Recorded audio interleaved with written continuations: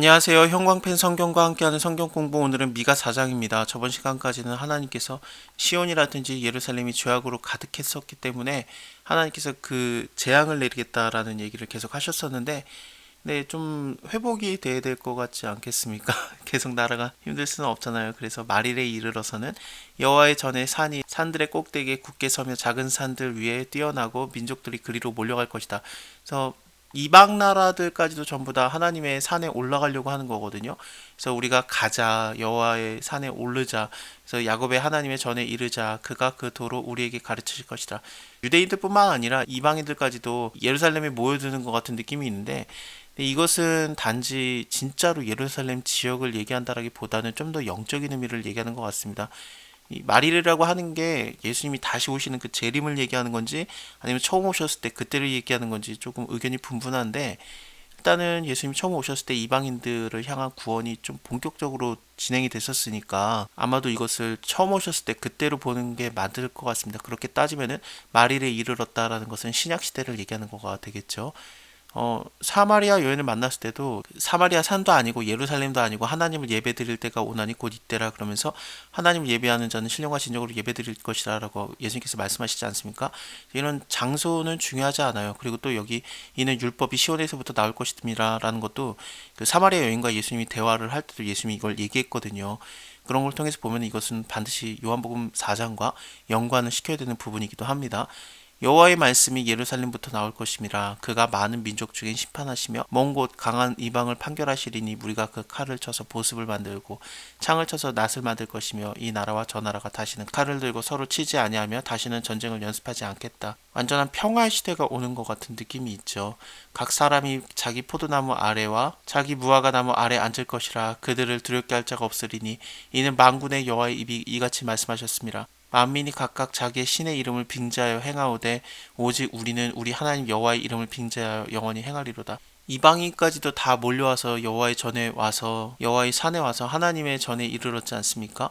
그걸 통해서 보면은 이방인에게도 하나님의 구원은 언제나 열려 있었고, 사실 아브라함 자체가 갈대아 우르 출신이에요. 그렇게 거기에 살고 있었는데 하나님께서 그를 사라와 아브라함을 이렇게 떠온 거죠. 그냥 뚝 띄어서 떠오듯이 그렇게 데려오신 거거든요. 그거는 선지서를 보면 좀 자세하게 표현이 됩니다만, 그런 걸 생각할 때 어디 출신이냐, 뭐 어디 핏줄이냐, 그런 게 사실은 중요하지 않죠. 이스라엘 유다 사람들도 자기네들이 하나님의 자녀라고 철떡같이 믿었던 게 아브라함의 자손이기 때문에, 그 핏줄이기 때문에 그렇다라고 했는데, 세례 요한이 말하는 걸 통해서 보면은 우리가 아브라함의 자손이라고 해서 무조건 뭐 그런 거 아니다. 하나님께서는 얼마든지 이 돌들로도 아브라함의 자손이 되게 할 수 있다. 그래서 우리가 회개해야 된다. 그 나무 뿌리에 도끼가 놓였으니 회개치 않는 자마다 찍어서 불에 던지리라, 그 말을 하지 않습니까? 그래서 예수님을 믿고 회개하고 아버지께로 가는 게 이게 맞는 거지. 뭐 핏줄이 중요하지도 않고 어디 지역도 중요하지도 않고 그렇습니다. 예배 드릴 자를 하나님께서 찾아요. 신령과 진정으로 예배 드릴 자를 찾으시고 그때도 곧 이때라. 그렇습니다. 여호와께서 말씀하시되 그날에는 내가 저는 자를 모으며 쫓겨난 자와 내가 환난 받게 한 자를 모아서 그 저는 자로 백성이 되게 하며 멀리 쫓겨났던 자로 강한 나라가 되게 하고 나 여호와가 시온 산에서 이제부터 영원까지 그들을 치리하리라 하셨나니 너는 양떼의 망대고 딸 시온의 산이여 이전 걷는 곧 딸 예루살렘의 나라가 너에게로 돌아오리라. 이게 딸이라는 표현을 계속해서 쓰고 있는데 아마도 아름답다라는 표현을 하는 걸 수도 있고, 좀 전쟁과는 상관이 없는 게 여성이거든요. 그래서 그 민수기 때도 사람의 숫자를 셀 때 20살 이상이 싸울 수 있는 자들을 계수를 했어요. 그 숫자를 결국에는 군대의 숫자를 센 겁니다. 왜냐하면 레위인들은 싸움에 나가지 않았었기 때문에 그들은 아무리 남자라고 해도 건장하다고 해도 그 군대의 숫자로 포함이 안 됐었거든요. 그렇습니다. 그래서 이제 뭐 레윈이라든지 아니면 몸이 약한 자들이라든지 아니면 여성에 대해서는 이렇게 좀 그 전쟁과 상관이 없는 식으로 표현을 해요. 근데 지금 전쟁과 상관이 없는 것을 얘기하는 게, 왜냐하면 하나님께서 모든 민족을 심판하시고 먼 이방에서 판결을 하실 거기 때문에 이렇게 칼도 필요 없고 창도 필요 없는 거예요. 이런 것들 다 그냥 쳐서 보습을 만들고 낫을 만들고, 다른 나라들도 어쨌든 뭐 칼을 들고 서로 싸우는 거, 그런 거 다시는 전쟁 연습 같은 거 안 하니까 평화 시대가 오기 때문에 그냥 괜찮은 겁니다. 이제 너가 어찌해서 부르짖느냐, 너희 중에 왕이 없어졌고 너의 모사가 죽었으므로 네가 해산하는 여인처럼 고통함이냐, 딸 시오녀 해산하는 여인처럼 애써 구로하여 나을지어다. 여인이 해산할 때 고통스러워하는 것, 그것들을 자꾸 표현을 하고 있는데, 왜냐하면은 바벨론에 끌려가는 것을 지금 얘기를 하셔야 되기 때문에 그렇습니다. 물론 하나님께서 완전한 회복을 얘기도 하겠지만 어쨌든 지금 현재는 죄로 인해서 다 끌려가고 멸망당하는 상황이 올 거거든요.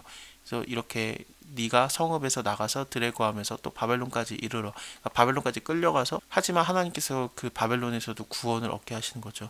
그래서 여호와께서 거기서 너를 너의 원수들의 손에서 속량하여 내시리라. 애굽에서 하나님께서 인도해 내신 것처럼 초강대국 바벨론에서도 하나님께서 얼마든지 인도해 내시는 겁니다. 우리가 아무리 강한 자의 손에 들어가 있다고 할지라도 하나님께서 구원하고자 하면은 그냥 구원하시는 거거든요. 이제 많은 이방이 모여서 너를 쳐 이르기를 시온이 더럽게 되었으며 그것을 우리 눈으로 바라보기를 원하였노라 하였거니와. 그래서 그 완전히 더럽혀진다라는 게 침략당해서 더럽혀지는 것을 의미하거든요. 히브리어로 보면은 시온을 더럽게 할지어다예요. 이게 시온을 더럽게 되며가, 그래서 시온을 더럽게 할지어다라고 말했는데, 그리고 또 우리가 그것을 우리의 눈으로 보기를 원하노라라고 했지만 그들이 여호와의 뜻을 알지 못했고 그 모략을 깨닫지 못한 것이다. 하나님께서는 구원하기로 작정하셨거든요. 여호와께서 곡식단을 타작마당에 모은 것 같이, 타작마당에 모은다라는 것은 심판을 생각할 수도 있겠지만, 왜냐하면 타작마당에서 이제 그 타작질을 하니까요. 근데 그것뿐만 아니라 그 오르난의 타작마당, 그 다윗 때 다윗이 인구조사를 해가지고 전염병이 돌아가서 7만 명이 죽었을 때 있지 않습니까? 그때 하나님의 천사가 여호와의 칼을 들고 다 그렇게 진멸을 시키고 있었는데, 예루살렘에 왔을 때 다윗성을 바라볼 때, 다윗의 집을 바라볼 때 하나님께서 그만해라, 이제 됐다, 멈춰라 그러거든요. 그래서 멈춰 있을 때 이게 다윗에게 보호가 들어가죠. 그래서 그때 다윗이 열심히 뛰어와서 그 오르난의 타작마당을 돈으로 삽니다. 그리고 그곳에서 하나님께 번제를 드리거든요. 이제 하나님의 진노가 그래서 멈추게 되는데, 그 장소가 아리우나의 뭐 타작마당 혹은 오르난의 타작마당이라고 표현이 되는데, 그곳에 솔로몬 성전이 그대로 세워져요. 그래서 이 타작마당이라고 하면은 성전을 얘기하기도 합니다. 그래서 예루살렘의 모음같이 그들을 모으셨다라고도 이게 표현이 가능하겠습니다. 딸 시온이여 일어나서 칠지어다. 내가 너의 뿔을 철같게 하며 너의 굽을 녹같게 하리니 네가 여러 백성을 쳐서 깨뜨릴 것이라. 이 뒷부분까지 생각을 하면은 이 타작마당에 모은다라는 게, 그들을 모으셨다라는 게 아마도 이방인들을 모아가지고 치는 것 같은 느낌이 들기도 하지만, 혹은 또 성전과 연관을 시키면은, 왜냐하면 위에서 바벨론에 이르러서 거기서 구원을 얻게 하겠다라고 했으니까, 그래서 이 타작마당에 다시 모이는 듯한 느낌이 들면은, 예루살렘이 모이는 듯한 느낌이 들면은 이건 회복을 얘기하거든요. 그렇게 되면은 딸 시온이 굳이 싸울 게 없는 거예요. 왜냐면 하나님께서 이제 다 하시는 거니까, 구원도 하나님께서 하시고 원수 갚는 것도 하나님께 있기 때문에, 원수의 나라 백성을 쳐서 깨트리는 것은 하나님이 사실은 하는 거고, 그냥 탈취물을 취하는 거, 그것만 하는 거죠.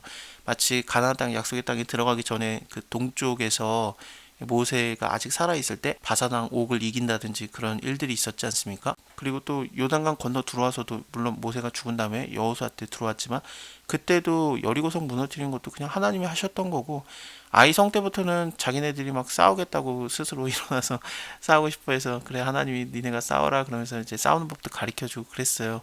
근데 그것도 다 하나님이 이기게 하셨죠. 뭐 태양이 머무르고 달이 머무르고 막 그랬지 않습니까? 그런 것들 하나님의 절대적인 그 주권이었죠. 그래서 그들은 그냥 탈취물을 구별해서 하나님께 드릴 뿐이고, 그들의 재물은 온 땅의 대주주께 돌리리라. 하나님이 싸워서 이긴 거니까요.